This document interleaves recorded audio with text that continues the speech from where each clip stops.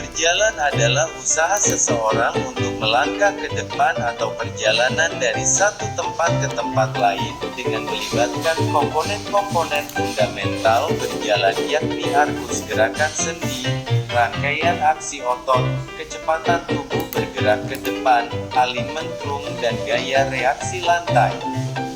Berjalan merupakan suatu cara di dalam memperoleh posisi yang akan digunakan untuk melihat, mendengar dan melakukan tugas-tugas manual. Aktivitas berjalan hanya memerlukan jumlah waktu dan energi yang minimal serta tubuh memerlukan pola berjalan yang halus. Dengan demikian, di dalam aktivitas berjalan dibutuhkan suatu pola berjalan yang halus dan penggunaan energi yang ekonomis. Selama berjalan, ada 3 tugas fungsional berjalan yang harus diselesaikan yaitu 1. Forward progression. Agar tubuh dapat bergerak ke depan dengan pola berjalan yang halus dan ekonomis, maka dibutuhkan 3 fungsi yaitu 1. Shock absorption. Diperlukan adanya transfer atau perpindahan berat tubuh yang cepat ke kaki yang bergerak ke depan. 2. Momentum control. Diperlukan kontrol stabilitas pada tungkai sebagai penumpuan berat tubuh dari interaksi sistem persarafan dan kerja otot. 3. Forward propulsion. Diperlukan gaya yang cukup dari sekelompok otot untuk mendorong tubuh bergerak ke depan.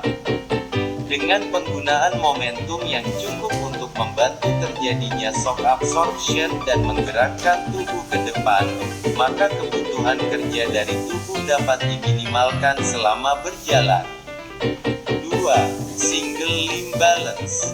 Selama berjalan, pada saat satu tungkai terayun ke depan untuk bergerak, maka tungkai yang lain harus mampu menyeimbangkan tubuhnya. Pada saat itu tubuh dalam keadaan off balance karena hilangnya satu tungkai yang menyanggah. Dalam keadaan ini, seseorang akan jatuh kecuali NBSP, ada gaya yang besar dari otot abduktor hip untuk mempertahankan tubuh atau dia memiringkan tubuhnya ke arah lateral di atas tungkai yang menumpuk. Kedua aksi tersebut terjadi dalam pola berjalan normal. Jika seseorang mempunyai proprioceptor dan kontrol otot yang normal tetapi ada sedikit kelemahan pada abduktor hip, maka keseimbangannya akan dikompensasi oleh lateral shiftrum yang berlebihan. Sedangkan pasien yang mengalami gangguan proprioceptor dan sistem saraf pusat seperti hemiplegia tidak akan mampu melakukan gerakan kompensasi untuk menghasilkan keseimbangan sehingga pasien akan jatuh ke arah sisi tungkai yang terangkat terayun. Dalam keadaan single limb balance dapat terjadi valgus thrust lateral thrust pada knee dan ankle. Bagi pasien-pasien rheumatoid arthritis dan paralisis akibat polio dapat terjadi deformitas valgus pada knee dan ankle karena terjadi strain yang berulang pada ligamen-ligamen. Ada 2 mekanisme yang melindungi ligamen-ligamen dan mengontrol terjadinya valgus thrust pada knee.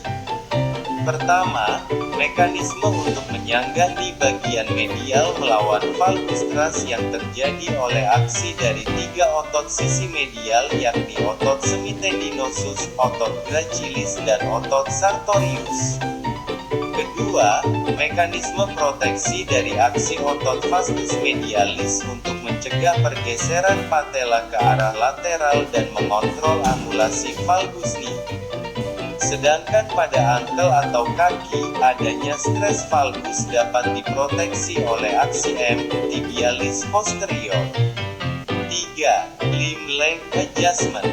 Pada saat terjadi perubahan posisi diperlukan perubahan panjang dari kedua tungkai sehingga kaki dapat mencapai tanah dengan mudah, di mana tungkai bagian depan diarahkan untuk lurus sedangkan tungkai bagian belakang harus membengkok.